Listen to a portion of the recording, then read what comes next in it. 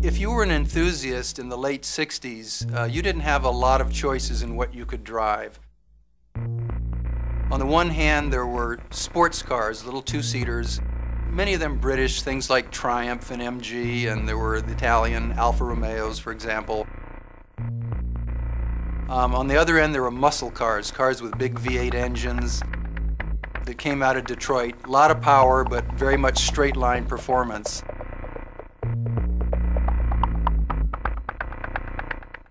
Luxury cars, as we knew them in those days, were defined by Cadillac and Lincoln. So for the most part, cars were big, cars were wallowy. There was perhaps a little bit of growing concern about environmentalism, growing concern about fuel efficiency. And also we had lots of interest left over from the 50s and the 40s even, with European cars and German cars eventually. So enthusiasts had their choices of, you know, either a small two-seater sports car or a big muscle car, but nothing kind of in the middle that combined a little bit more size and practicality with the sports car-like agility. And that's where BMW came in and filled that vacant spot.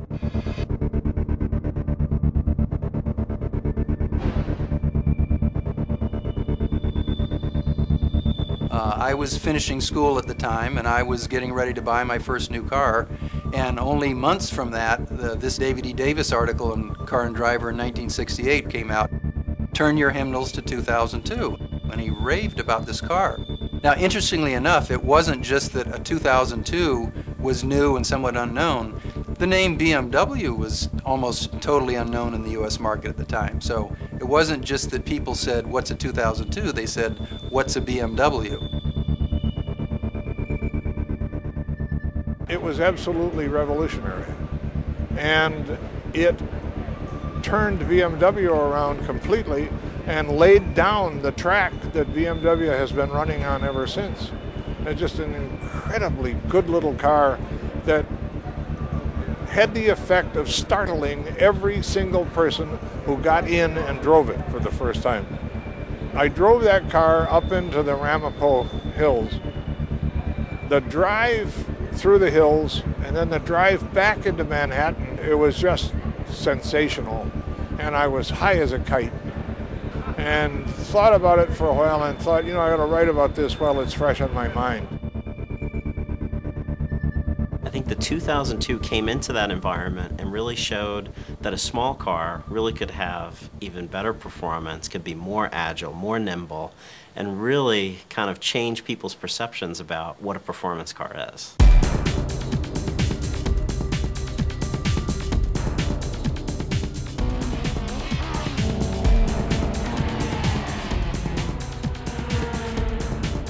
I think everybody looks back and points to that article as, you know, the one piece that really put BMW on the map in the U.S.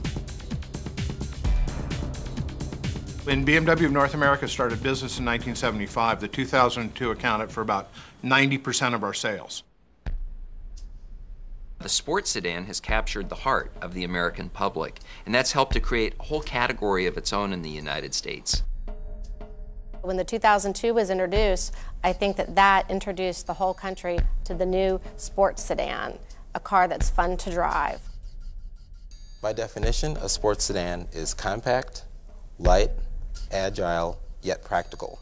And the 3 Series does that better than any other sedan on the market. It helped define the concept, and even in its 5th generation, it's still the benchmark. A concept like a sports sedan in the 2002 sort of snuck up and surprised everybody. It was something that was totally unexpected. Well, it's an original. I mean, if you think about the 2002, which is the origins of the 3 Series, everybody who owned a 2002 or had anything to do with them loved the car. I mean, it was wonderful. It was the first really interesting sports car that a young couple could own. In other words, you could have babies and a sports car at the same time. It was a 4-seater car embodying pleasures of a sports car. An unpretentious looking little box that you got in, and all of a sudden you said, gee, this is great visibility, and all the controls seem to fit really well.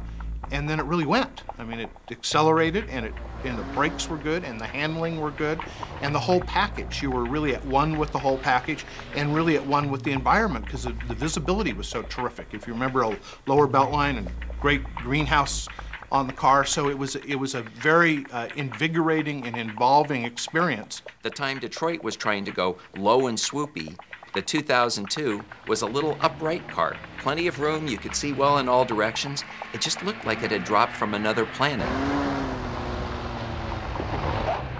That's our roots. That's where we started. That's where we built our customer base.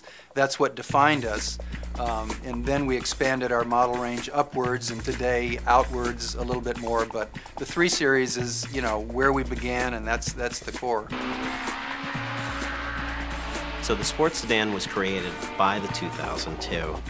It's got practicality, it's got a real back seat, and I think it's been really the benchmark within the industry to try to replicate that.